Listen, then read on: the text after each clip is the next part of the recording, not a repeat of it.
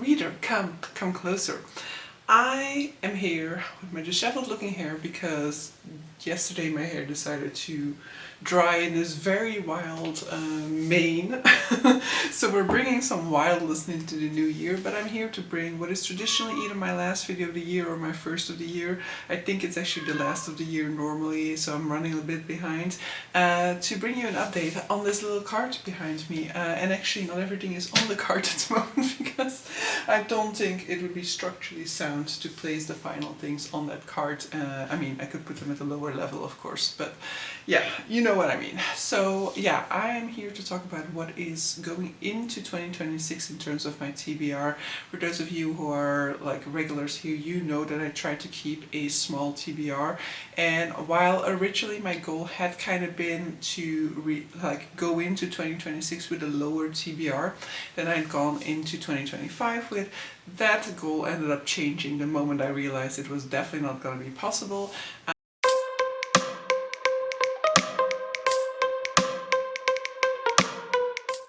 And because I was going to go to London on the 29th of December, I was like, you know what, I also definitely want to allow myself to buy some books before that time. So I decided to get a new goal, which was that the TBR had to stay under 20, which we've managed to do because it is at 19 at the current time.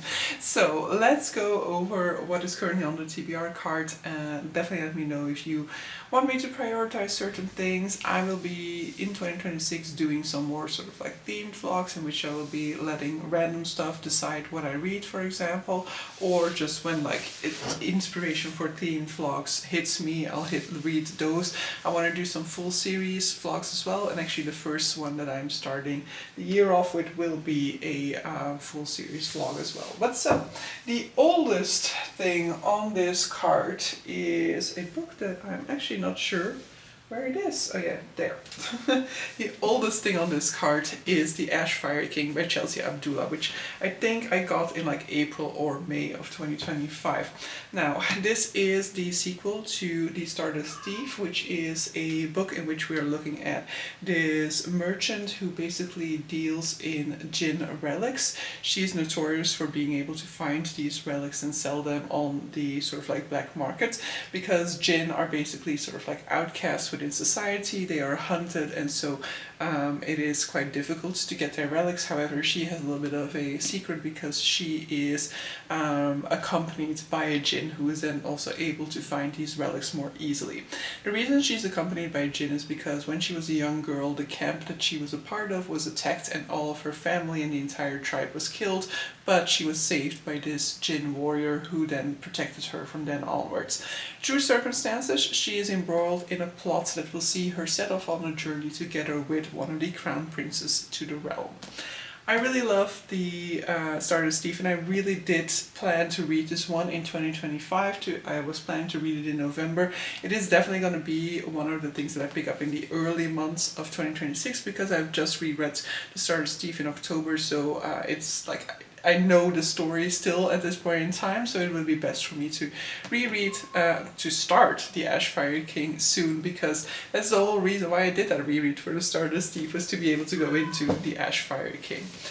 Now, next up, the second oldest thing is a series that is part of a subscription service, and I got these throughout the months of July and August. Normally it would have been June, July, August, but the first copy of this originally went missing, so it was set to be delivered, but it actually didn't show up. So I basically got them over the months of July and August, and this is going to be the first vlog on my channel. I will just hold up the first one, but the second and the third one are behind me on the card.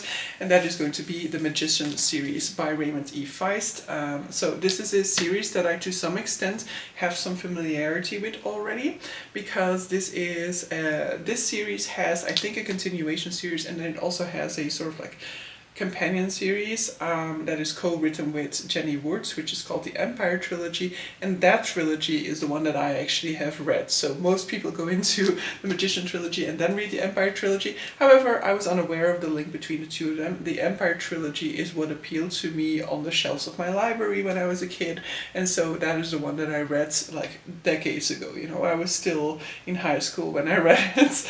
But so I really enjoyed that one. Magician Trilogy I have now started. I'm actually halfway through, and it was like I need to start filming in order to be able to continue reading, because I cannot talk about this book until I've updated or started my vlog before this. But so yeah, now that I've actually already started, I do actually have a little bit of a background on what this is about. So we are following a boy called Puck, who is basically an orphan within this keep, who has been raised by all the people within the keep. And then when he kind of grows of age, basically all of these sort of tradespeople within the keep have the opportunity to choose from those boys as their new apprentices. Now it looks like nobody's going to be choosing Puck until at the very last second the magician of the keep chooses him as his apprentice, which is very exceptional because the magician actually never chooses an apprentice. And so we follow his sort of like training, but I will say that it's definitely much more of an adventure story than a sort of like training montage or whatever, because we really don't spend too much focus on the actual magical training. The training is basically kind of not going as well when it's done traditionally, so basically his training will be done more through sort of like practice of just being put in these situations and working his way through them magically. And so yeah, it's an adventure fantasy. It's very classic fantasy. It reads quite simplistic in its theming and in its character work, but we'll see. I'm not disliking it neither. But so yeah, that is the first teen vlog that will be coming your way in 2026. I will not be able to do the sort of like older stuff on my TBR stuff for a long time because my phone is charging at the moment, and that's where I have those stats. But the next thing, I believe, is on the 15th of August I went to London and I bought 4 books there, of which 1 book is left, and that is The Impusium by Olga Tokarczuk. This was also on my October TBR in this case, and I didn't get around to it because this is a horror, so it would have been perfect for that season. But now I think I might actually take it with me to Tenerife in February to read over there in the sunshine. But so this is a retelling of The Magic Mountain by Thomas Mann, and so this is about somebody who goes to a sort of like mental health resort in the Swiss Alps, and the original is about like the reflections on life and on what is important and stuff like that, but this has a horror twist to it, which we will see. I think it had it like in the background it said something about like you know, the feeling of being watched by those around you and stuff like that, but it didn't really specify what the horror element was going to be. I have not read The Magic Mountain by Thomas Mann, and originally I was like, I need to read that first, and now I'm just not sure whether I want to read that first or whether I want to read the retelling first, and then potentially, if I like that, check out the source material. The Magic Mountain has been a book that I have been interested in reading when I first learned about it in my literature studies, but yeah, I just don't know whether like a classic German novel, whether that style is gonna work for me, so I might just go the easy route by reading the retelling first and seeing if there's enough there to interest me, then I might go for The Magic Mountain. Alright, the next oldest thing will have to be this series, which is Black Sun by Rebecca Roanhorse. So this is a series that is inspired by, I think, Aztec mythology, but I'm not entirely sure. It is indigenous in any case, and I don't actually know anything about the story aside from that. I've heard really good things from some of the people that I'm close to, some of the people who I regularly talk to, and so as a result, when they announced this one, when the Broken Binding announced that they were going to do this, I decided to give it a go as a way to get this book off of my eternally want to read list. And so now the series is on here. As indicated, the first full series vlog that I'm going to do is going to be the Magician trilogy, but I don't necessarily think that that means that this is going to wait months and months before I'll get around to it. I would like to have a little bit of a short turnaround on the books that are on this particular video, so hopefully we can still get around to them pretty quickly. Maybe not February, because I will be away for a holiday for 1 week in that month, so it might not be an ideal month to tackle a full series, but maybe March, we'll see. Next up we probably have this one. So that is Lord of Runes by K.M. Emright. This is the sequel to, good question, Mistress of Lies. Mistress of Lies was an Illumicrate subscription book that I really quite enjoyed last year, and so when the sequel was announced I did really quite want it, and especially I kind of want it because of the the naked hardback. The naked hardback is absolutely gorgeous. But this is a vampire book that has a lot of sort of like plot intrigue. There's this one character that basically different sides within this world kind of want to appease or have on their side because of a unique power that he has at his disposal, and then there's a sort of like three-way romance that also develops within book 1. So I will definitely have to reread book 1 before I go into book 2, but I am definitely looking forward to that as well. And then next up we have the final subscription book on this TBR card, and that is The Second Death of Locke by V.L. Bovalino. I have to say that I love the original cover way more than this. So this is one of the rare instances where a subscription book comes along and when you open it up you're like, I actually don't like the way it looks. So I am not a big fan of this art style, and so yeah, this just doesn't really work for me. But this is basically a story about a magician and a knight. The magician kind of, you know, like is like a well of power for the knight, and the magician in secret is sort of like an empress, or like the like next in line for the throne or something like that, I believe. But more of this story I don't really know. And then we get to, okay, what's earliest in this is the books that arrived from, where is the other one? Is that on my pile here? No. Where is that book? I'm already missing a book. I used this to film at some point. But it's just hiding behind a massive book. So then I received 3 books in the mail from Kitty, from the channel Kitty and the Books, and Daniela from the channel Only If For a Page. I will have both of those channels linked below. And these are the ones that I will be talking about next. So we have The Healing Hippo of Hinode Park by Michiko Aoyama. I don't fully remember. I think it is just like most of these Japanese stories, it is just like healing fiction stories of regular people, and they're linked to this one park and how this park will play a role in changing their lives, I guess. This is the author of What You're Looking For Is in the Library, which I read last year and really enjoyed. I mean, maybe it was 2024 and not 2025 because we're now in a new year, but I read this other book by this author and I really enjoyed that one, in spite of the fact that it was one of those, you know, like formulaic Japanese healing fictions that I'm starting to get a little bit tired of. That book I read at a time in which I was growing tired of that type of literature, and I still really enjoyed it, so I'm hoping that this one can do the same for me. Then from Kitty I received The Names by Florence Knapp, which is a novel in which we are looking at a boy who basically, his mother is hesitating about what to name him when he is born, and we get 3 versions of his life based on the names that she ends up deciding to give him. And then the final thing, I will admit I don't know much about in terms of plot, is Snake Eater by T. Kingfisher, newest release by T. Kingfisher. It is a December release, and therefore it is going to be read very shortly, because this is going to be my Herkiet December book. But yeah, T. Kingfisher, I've not had a bad experience with T. Kingfisher thus far, so I'm only hoping for the best. This is more on the horror side of her writing. And then we land at Christmas, right? Yeah.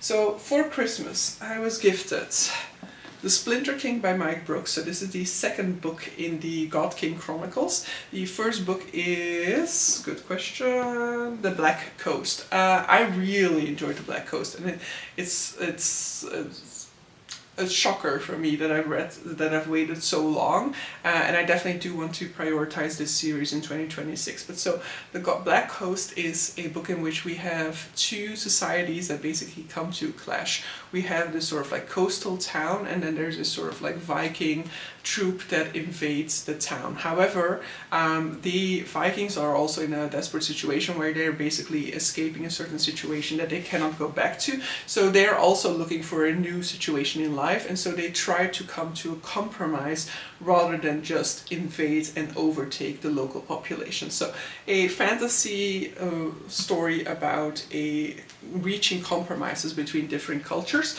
which I think is actually quite unique within the fantasy realm. I think a lot of the wars that we see within fantasies are sort of like do or die, you know, like there is only there are only two outcomes, either like that side wins or the other side wins, and this is kind of trying to find a way in which both sides can win. And then the other massive brick that I got is Wind and Truth by Brandon Sanderson, so the fifth book in the Stormlight Archive. I had not gotten this one yet because of the fact that I did not find the correct edition in stores, because here in stores there's always a UK edition that is lying around, and I wanted to make sure to get the matching US edition. I think this is the international edition, but in any case that's matching the US edition, and so this one is going to look lovely on my shelves along with the other ones. The Stormlight Archive. How to explain the Stormlight Archive. I think I've never actually explained the Stormlight Archive in any of my videos, but the Stormlight Archive is a massive epic fantasy series in which we are looking at, to start off with, let's look at the easiest storyline to explain. To start off with, we start with a boy called Kaladin, who basically has who's basically part of the army. He joined the army in order to be able to save his brother, who wanted to join up. However, Kaladin quickly distinguishes himself with his good leadership roles, and he actually manages to defeat a shard bearer, which are these sort of like people in these massive armors that are like making them stronger than anybody else, and it's very, very difficult for a shard bearer to be taken down. Typically it would take like a massive force of people to be able to do so, but Kaladin manages to do so on his own. He's granted the armor as a boon for his achievement. However, he decides that he wants to give away his armor to a fellow soldier, and at that point he is betrayed by his captain. His captain kills the people who are witness to this scene. He brands Kaladin a slave, spares his life because of the achievement that he has managed to do, and takes the shard for himself. And this will set Kaladin on the path towards the other people that we will be following throughout the series. But so yeah, this is a multi-POV series in which we are mainly focusing on 3 or 4 POVs, and the story of course grows massively throughout the series. It is a part of Sanderson's bigger Cosmere world, and there are definitely overlaps there. The overlaps will definitely come more into play later on within the series that we are getting, but definitely the first few I think you can definitely read without any overlap needed, but yeah, I think from in the fourth and what I've already read of the fifth, I think there is quite some overlap with, for example, Mistborn Era 2, I think, that is quite important, I guess, that I wouldn't be able to safely say how your experience is when you don't have that background. But so yeah, I have read part of this book already, and I will say that it has been on pause for a very long time, because on Reactor magazine you could like read previews of this book. You could read like certain chapters up until a certain point was published on that website before the book was released, and I was reading along there, but I wasn't really vibing with it all that much. And so when the book actually came out and I couldn't originally find the correct edition, I also wasn't burning with a need to read this book, so I didn't get the ebook or audiobook, for example, to already read the book that way. I've heard very mixed things about this fifth book, but so going into it now with those mixed reviews and with my past experience, maybe that will like help the experience. And then I went to London, and I knew that I had the possibility to buy 4 books.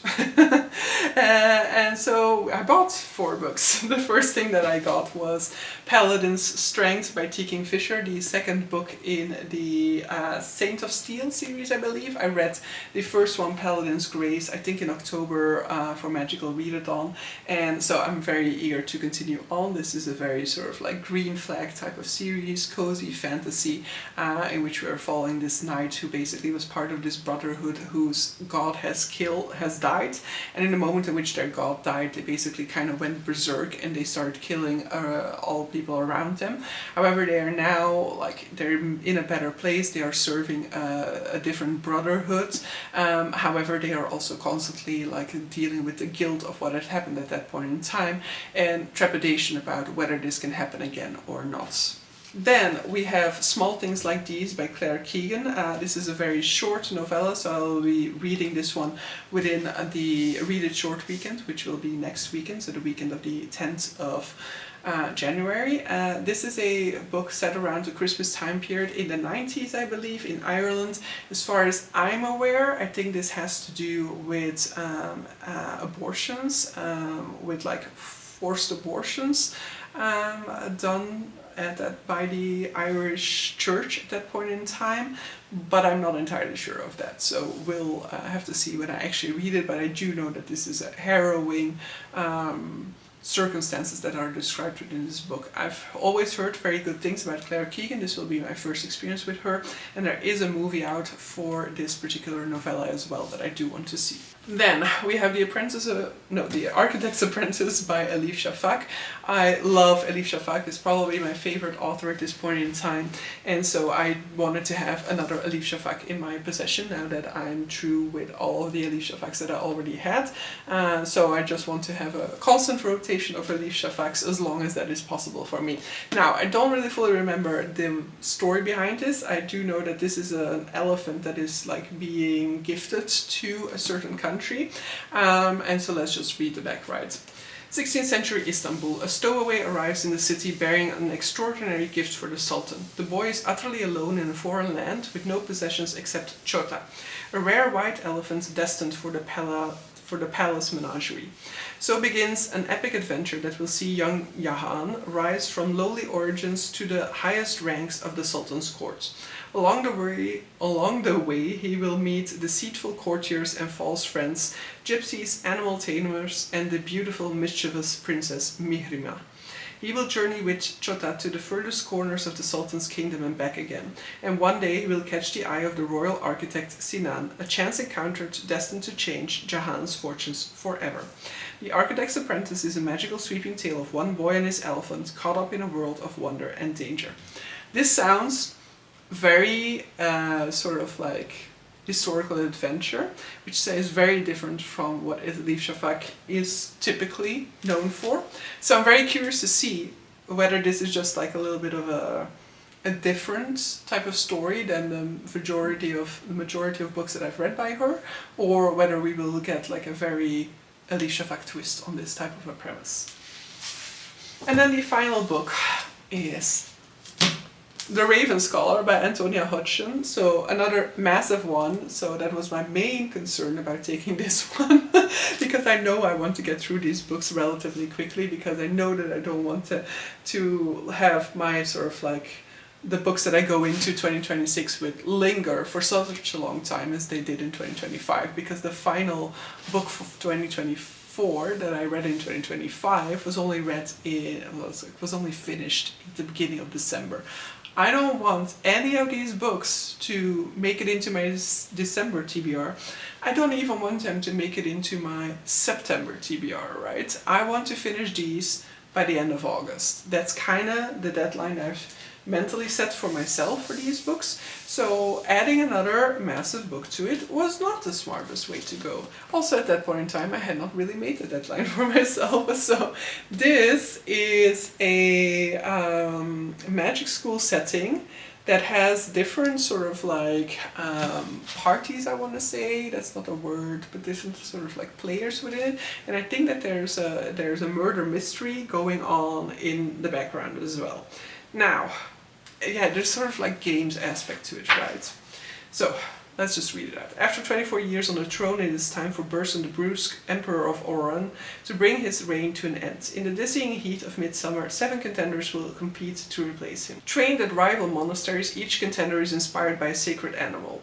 An 8 will be revealed once the trials have begun. 8 exceptional warriors think our strategies the best of the best. Then one of them is murder. It falls to the brilliant but idiosyncratic Nima Kra to investigate, but as she hunts for a killer, darker forces are gathering. If Nima succeeds, she could win the throne, whether she wants it or not, but if she fails, she will sentence herself to death and set in motion a sequence of events that could doom the Empire. So, I am going into this one based off of the fact that so many people said that this was like their favorite Illuminate book that they had last year. So many people absolutely fell in love with this one, thought this one was really good, because originally, like the cover and stuff like that, nothing really appealed to me about this book. And rereading that synopsis, I'm also like, I do like the idea of competing for the throne and stuff like that. However, I like when there's a murder mystery involved, you normally lose me instantly. But that is not to say that there is no hope for this book, because my favorite book of 2024 was The Silver Blood Promise, which starts off with a murder mystery premise. So it isn't all lost when I read that, but a lot of trepidation is raised in me when I read that. But I am going to hold Charlotte accountable if I don't like this book, because it will be totally her fault that I got this. But so with that, we have rounded off the TBR cards, the 2026 TBR. As indicated, I have now officially committed to trying to finish all of these by the end of August. There are 9,100 pages on this TBR, which is definitely doable by that time, but you know, the main caveat here is this is not just what I'm going to be reading, right? 2026 is kind of like my year of spontaneity, which 2025 was supposed to be, but it didn't end up being. So with that and being said, if I don't manage to read all of these, and the reason for that is because I was just too damn spontaneous, then I'm gonna be absolutely wonderful, absolutely amazed at my own possibility of fulfilling my sort of like wants and desires for 2026, because then that will have absolutely been the best possible outcome. However, if I manage to be spontaneous and finish these by the end of August, then I'll be even happier with my own progress. But so yeah, that is the TBR card at this point in time. I hope you guys enjoyed this video, and see you guys for the next one. Bye!